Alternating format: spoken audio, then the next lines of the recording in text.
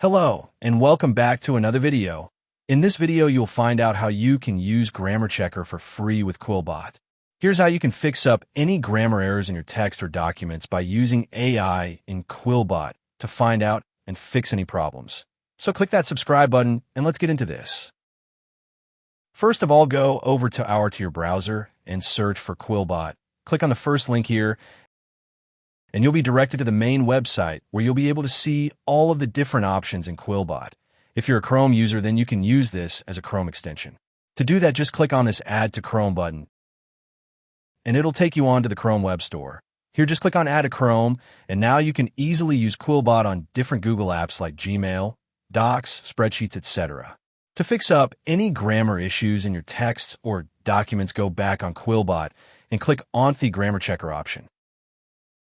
You'll be directed to this page where you can add in your document or just paste through your text.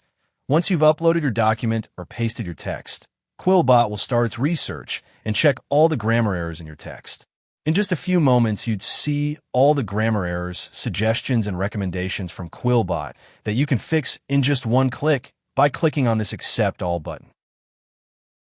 And once you do that, QuillBot will automatically go through your text and fix all the grammar errors and initiate all recommendations that you accepted. And in just a few moments, you'll have a clean text with no grammar errors all because of QuillBot's free checker feature. You can easily download your doc after this or just copy your text. You can see the details of your text like number of words, characters, and sentences by clicking on this button. And that is how you can easily fix any sort of grammar errors from your text by using QuillBot's Grammar Checker free tool in 2025.